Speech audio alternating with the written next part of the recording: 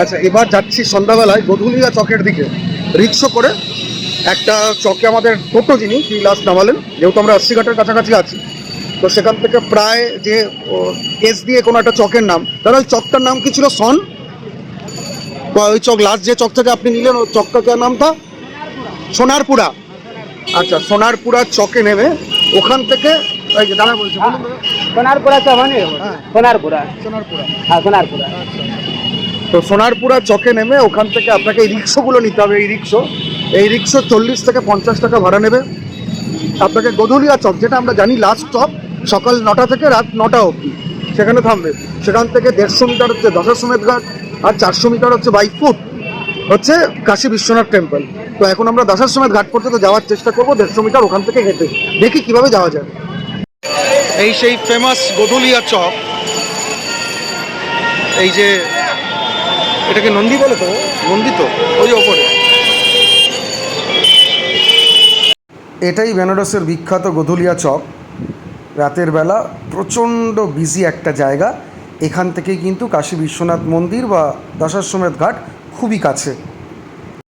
যেহেতু সকাল 9টা থেকে রাত 9টা অবধি নো এন্ট্রি, এখানে ভেরিয়েশনটা হচ্ছে যেখান থেকে আসো না কেন, তোমার ওই সোনারপুরি যে চক সেটা হচ্ছে লাস্ট ওইখানকার টোটো। তারপর ওখান থেকে তোমাদের রিক্সো করে আসতে হবে গদুলিয়া চক। গদুলিয়া চক থেকে দুটো রাস্তা, একটা 150 মিটারের মতো ডান দিকে ঢুকে যাবে দশাশ্বমেধ ঘাট, বাই ওয়াকিং তুমি যেতে পারো। আরেকটা তোমাকে যেতে হবে প্রায় 400 মিটার, বা এই ধরনের কোনো রিক্সাতে আবার উঠতে হবে তোমাকে, যেটা 50 টাকা নেবে এই নো এন্ট্রির পরে। গদুলিয়া চকের পর নো এন্ট্রির পরে এই ধরনের রিক্সাগুলো আছে। এই ধরনের রিক্সা করে গদুলিয়া চককে পেছনে ছেড়ে আমরা সামনে কাশী বিশ্বনাথ মন্দিরের 4 নম্বর গেটের দিকে যাচ্ছি, দেখি যতটুকু কি দেখা যায়। গধুলিয়া চককে পেছনে রেখে নো এন্ট্রি ক্রস করে এই আমরা চললাম কাশী বিশ্বনাথ মন্দিরের 4 নম্বর, 1 নম্বর, 2 এবং 3 নম্বর গেটের দিকে। এই রাস্তাতেই কিন্তু ওয়ান অফ দি বিজিয়েস্ট রাস্তা, এবং যে ভালো ভালো হোটেলগুলো, যেটা কাশী বিশ্বনাথ টেম্পলের খুব কাছাকাছি, বিশেষ করে হোটেল আদেশ, হোটেল শাহু, সবই দেখলাম। তো কেউ যদি থাকতে চায় এখানেও তারা থাকতে পারে। আমরা আপাতত গেট নাম্বার 4-এর দিকে। যেটা বুঝলাম সেটা হচ্ছে যে কোনো সময় নীলকণ্ঠ রোডের যে গেট নাম্বার 3, সেটা দিয়ে কিন্তু একদম মোবাইল টোবাইল নিয়ে ঢোকা যাবে, এবং যতদূর পর্যন্ত যাওয়া যাবে ওই করিডোরটা পুরোটা ঘোরা যাবে। এখন বাইরে ভীষণ রাশ।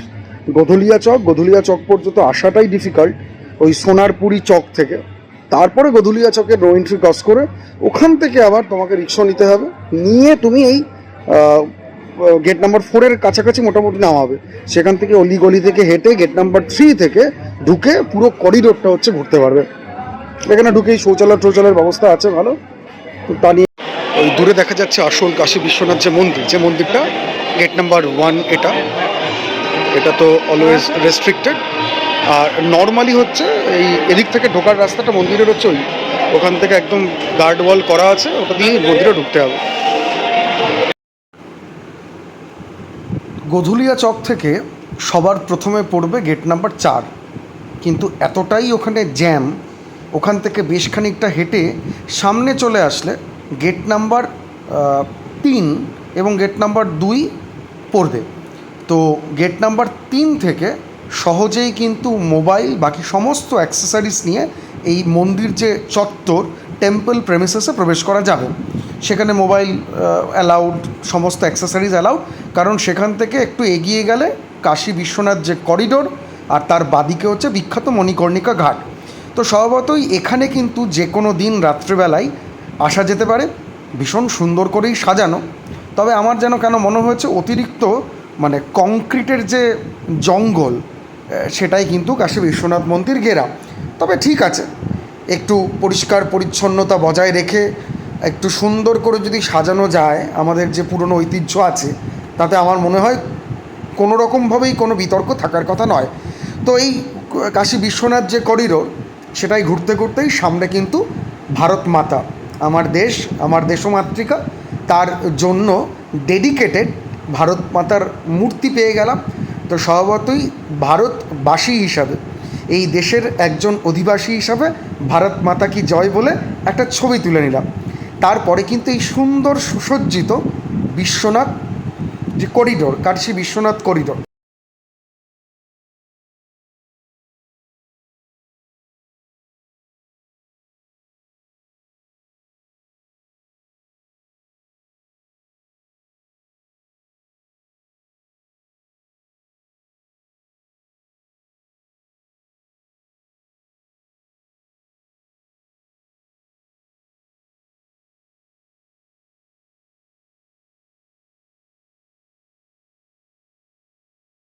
কাশী বিশ্বনাথের দর্শন না করলেও এখানে ভারত মাতার স্ট্যাচু এবং অসংখ্য যে মন্দির ওই জ্যোতির্লিঙ্গকে ঘিরে, সেই অসংখ্য মন্দিরের যে সৌন্দর্য, তাতে লাইট, মিউজিক, এগুলোর যে একটা মেলবন্ধন, এবং অবশ্যই কাশী বিশ্বনাথ যে করিডোর, সেখান থেকে যে ঘাট, সেই ঘাটে নেমে ছবি তুললাম, সময় কাটালাম।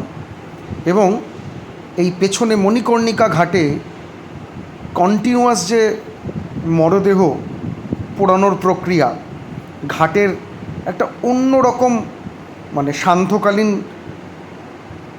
আবেদন সত্যিই কিন্তু মন ছুঁয়ে গেল। আর আজ থেকে প্রায় 2300 বা 2500 বছর আগের ওখানকার যে স্থাপত্য, সেই স্থাপত্যেও কিছু ছবি তুললাম একসঙ্গে, এবং এই ছবিগুলোকেই পরবর্তীতে স্মৃতি হিসাবে রেখে দেওয়ার জন্য আমার পেজে বিভিন্ন ব্লগে রেখে দিলাম। এই সংক্রান্ত কোনো রকম যদি ইনফরমেশান কারো চাই, তাহলে অবশ্যই আমার সাথে যোগাযোগ করতে পারেন। লাস্ট দিন সকালবেলা একটু দেরি করে বেরোলাম, একটু দেরি হয়ে গেল। তো আপাতত কাল ভৈরব টেম্পল যাওয়ার ইচ্ছা আছে, যদি টাইম পারমিট করে তাহলেই যাব, নইলে যাব না। খুব অপরিসর জায়গা, প্রচণ্ড ভিড় আর গরম, এই কারণে কাল ভৈরবের যে মন্দির সেটা বাইরে থেকেই দেখেছি। এবং এই যে বিখ্যাত বেনারসের আরেকটি food item, street food item, অবশ্যই মালাইও, সেই মালাইও কিন্তু টেস্ট করার সুযোগ পেয়ে গেলাম। এই বিশাল বড় একটা কড়াইতে একদম দুধের থেকে তৈরি, দেখেই বোঝা যাচ্ছে, এবং তার উপরে কাজু, কিশমিশ, পেস্তা, এলাচ, বিভিন্ন জিনিস ছড়ানো এক কুলহার, মাটির যে ছোট হাঁড়ি বা কাপ, এটা হচ্ছে 50 টাকা দাম। ইন্দ্রাণী খেয়ে বললো খুব ভালো, মেয়ে মিষ্টি টিষ্টি প্রেফার করে না, খায়নি, আমিও একটু খেয়ে দেখলাম, তবে আহামরি কিন্তু আমার মোটেই লাগেনি, তবে শীতকালে নাকি এটা ভালো লাগে খেতে। আর বেনারসের যে কোনো জায়গায় এই লস্যি খুবই ভালো, তবে এখানে আমি বলবো ওই চাচিদি কচুরি বা পালওয়ান লস্যি, তার স্বাদ কিন্তু এই কাল ভৈরবের মন্দিরের সামনের যে লস্যি তার থেকে একটু অন্যরকম ছিল এবং ভালো। আমাদের অনুপ দা, আর তার সাথে যে বিট্টু তো আছেই, বিট্টু ভাই। তো অনুপ দা এই যাওয়ার আগে নিজের বাড়িতে কিন্তু একবার একটুখানি ঘুরিয়ে নিয়ে গেল। এই ভালোবাসা চিরজীবন থাকবে। পরবর্তীতেও যদি কোনোদিন আসি, অনুপদার সাথেই ঘুরবো, আর একটু প্ল্যান করব, এবং অন্য যদি কেউ আসে আমিও সাজেস্ট করবো অনুপদার সাথেই ঘোরা, বিট্টু থাকবে এবং সবসময় সহযোগিতা করবে, এটাই আমি আশা রাখবো।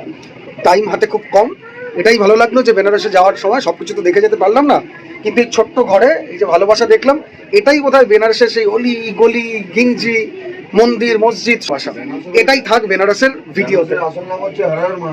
আচ্ছা আচ্ছা, ঠিক, তাহলে এটাই থাক আমার ভিডিওতে, পার্থ দাস ব্লগে শেষে এটা থাকবেই। অবশেষে শেষের দিন চলেই আসলো, পৌঁছে গেলাম বারাণসী জাংশন। বারাণসী জাংশন থেকে দুপুর 1টা 20-তে ছাড়বে কুম্ভ এক্সপ্রেস, একদম টাইমে পৌঁছে গেল। প্ল্যাটফর্ম নাম্বার 12 চলে আসলো আমাদের কুম্ভ এক্সপ্রেস, এটাই সম্ভবত উপাসনা এক্সপ্রেস নামেও পরিচিত। দুর্দান্ত কিন্তু টাইমিং ট্রেনের, টাইম নিয়ে কোনো কথা হবে না। তবে এই ট্রেনেরও কিছু গণ্ডগোল আমি দেখলাম যখন সেটা পাটনা বা বিহারের উপর থেকে গেল, সেটা না হয় ব্লগে নাই দিলাম। গঙ্গা নদী মা আমাদের, যে কোনো নদী, সেই গঙ্গা নদীকে প্রণাম জানিয়ে আপাতত বেনারস ভ্রমণের সব পর্ব এখানেই শেষ করলাম।